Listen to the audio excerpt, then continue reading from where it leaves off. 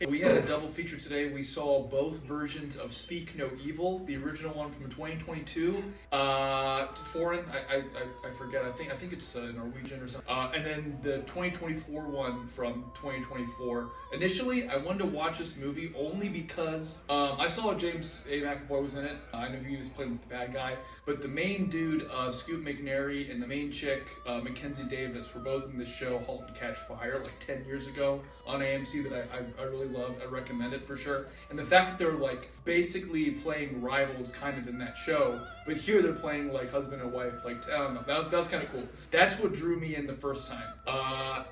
So we watched the first Speak No Evil earlier. What do you think about it? I made the bold decision and said that it was worse than Mom. It was just like it was just. I mean, you were even saying it the whole time. It was just like there were so many like things that happened that made no sense. It was just strictly because like for the plot and because like it's a movie. Like just so many bad decisions that just didn't make any sense. Like there was just so much, and then even like the ending was just so like I didn't understand what like the point of the movie like was. Like it wasn't enjoyable to watch. It wasn't like that exciting. Yeah, so spoilers. A big theme about both of them is, I guess, like masculinity in a sense, and like just kind of being more like direct. And the dad, the good dad in both of them is like he's kind of a wuss, kind of like a cocky, he's kind of pathetic. So it's about him kind of like learning how to like be a little bit more like assertive and stuff like that. He doesn't. No. In the first one he doesn't. In the second one he kind of does. The second one has, so spoilers. Second one is more action. So the ending of the first one, right? You kind of find out that okay, this family the family that they've been hanging out with, they have this weird thing where they like basically hang out with other families, and then eventually they like kill them. And they take their kid and like cut out the tongue of the kid, and then they sell it to like someone else. Oh no! Sorry.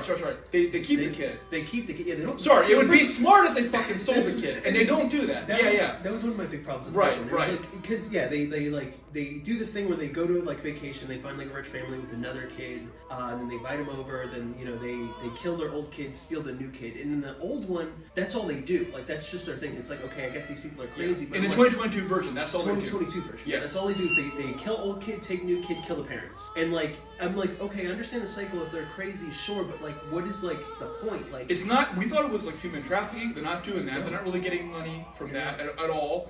Which in the second one they do get money. So in the second one, like it's pretty much the same, same beats pretty much for the most part. And then when they're gonna leave at the end, they get trapped, and so they don't leave, and they stay in like the compound, and then they end up having this long action sequence where they're fighting and whatnot, and then eventually it's a good ending for the 2024 version. Sorry, you need to explain how they got the money. They like basically they hold a gun up to the parents. Yes. Wire us like $200,000. Yes, they, like, when all the hope is lost, and they have them all tied up there, and then it's okay, give us some money. Which, if they did something similar in the first one, I get it. Like they're paying for stuff, they're getting something out of it. But what happens in the first one is, they just they get like the babysitter to like take the girl, literally cut the girl's tongue out, take her away, and then they take the two mom and the dad, and then they just stone them to death when they're naked. Very bleak, very sad. I don't really mind bleak and sad endings, but like besides the fact like there was no point because they weren't like selling her to get money.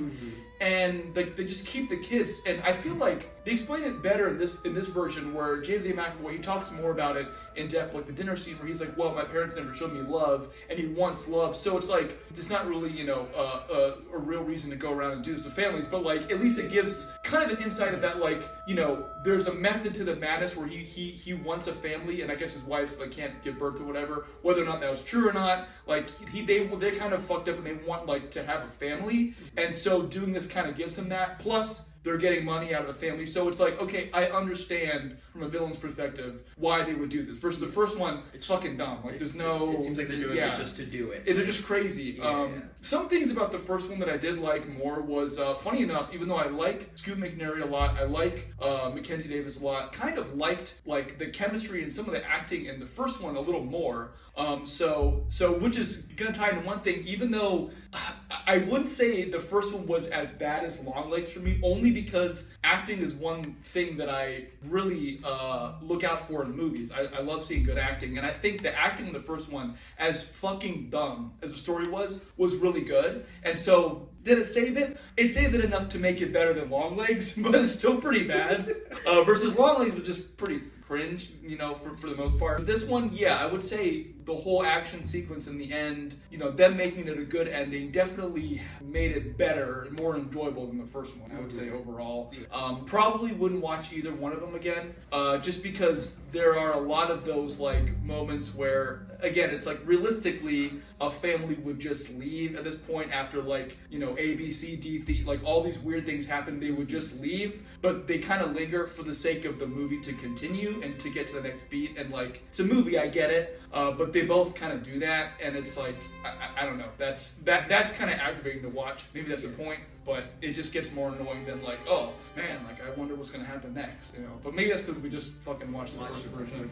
Yeah. The second one, they made the excuses a little bit better, at least. A little bit, yeah. And especially with there's a scene in both of them where the daughter of the normal family, the visiting family, she really doesn't like sleeping alone, so she'll usually sleep with her parents. But in the first movie, they're too busy boning, so the kid can't sleep with them. And in the second one, they're arguing. But in both, the killer family takes the kid into their bed, and then that's when the first freak out happens and they try to leave. And in the second one, they made the excuse where the crazy woman, that we don't know her name, she's oh well, I tried to have a daughter and she died when she was 12 months old or whatever. So it's kind of sympathetic. Where in the first one, I forget what they even said. They were just oh well, what were you guys doing? We don't know what you were doing, so we just picked her up and took her to our bed. And there was it just the explanation just didn't make as much sense. And even just first one, he just said, oh, she was crying and you weren't there for her. So they leveraged it the motions against him, and but even so. That, it's oh, who cares? No, sorry, I totally lied. He was what were you doing? And they were having sex, and he saw them, but they didn't know that he saw. I don't know. So it'd be very embarrassing to say, oh, we were fucking. We were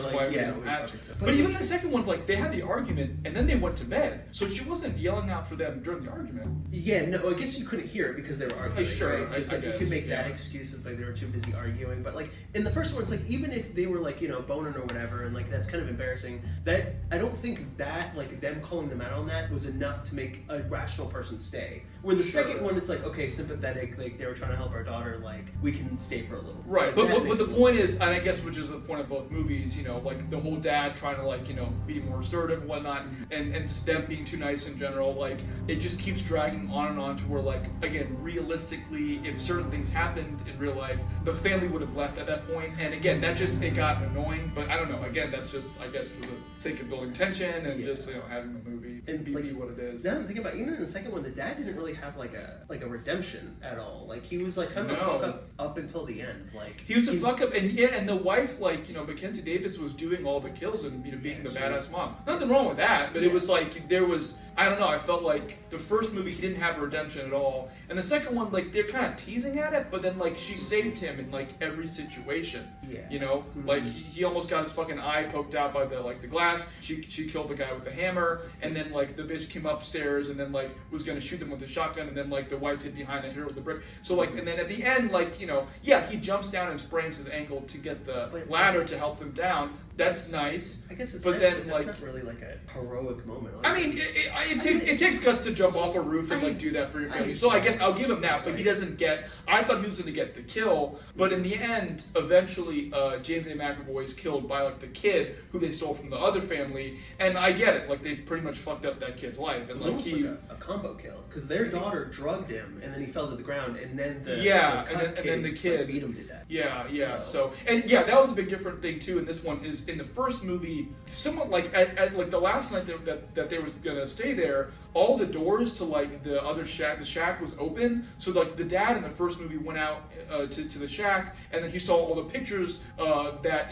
this family was taking with other people's families, and they saw all the kids. So in the first movie, the dad found out what the whole their whole scheme was. Versus in this one, the kid took the girl and he like showed her the stuff, you know, in like the basement downstairs, and I didn't mind that change up. I mean, they gave him something to do. Yeah, like it was fine. It made a little bit more sense because you feel like the kid would try to like act because the whole movie he was like actively trying to tell the daughter like what was going on. Like, he was showing like scars. He was showing his tongue. Right. He tried to show like his dad because he was like foreign. I don't know if he was Dutch or something. Yeah, I think he was like yeah. He showed his dad's watch and he was showing the back of it that was in a different language. But obviously the daughter's like she doesn't know what's. She's like I don't know what you're trying to say. Like you're just showing me a weird watch. But I think I like that a lot more. I liked it a lot more because they gave him stuff to do, but then again, that took away from stuff the dad did. That you know, the dad already is very useless, so it's like you're just taking away more from him to do. Yeah, and it's just like I get it, like you know, like modern man can be like a puss. Like I get it, fine, sure, that's a thing. But like, yeah, it's. But overall, yes, second one out of 10, I'd probably give it like it wasn't bad. I like as its own, I would give it like a 6.5 maybe. It was fine. The first one maybe like a 4. I don't know. Second one, I think I would agree, like 6.5. First one, I don't know what I gave Long Legs, but I feel like I have to give this like a 0.5 because I'm not sure I gave Long Legs a 1. Wow. So this was worse than Long Legs. So yeah, I really didn't. No, it was pretty bleak. It was pretty bleak. And I don't like bleak stories. It's just like at least have like it kind of makes sense. It was just like it was bleak just to be bleak, I guess. I don't. And then I guess like because the villain's motive was not really clear at all. Yeah, it was like, what's the payoff? Yeah, it's like at least make it like make sense where like I understand like kind of where the villain's coming from, but it's just like they're crazy for crazy sake. Yeah, like there's no explanation why they're doing this at all. They're just doing it. So yeah, very very very odd, but yeah. I guess you could say you shouldn't speak anything about this.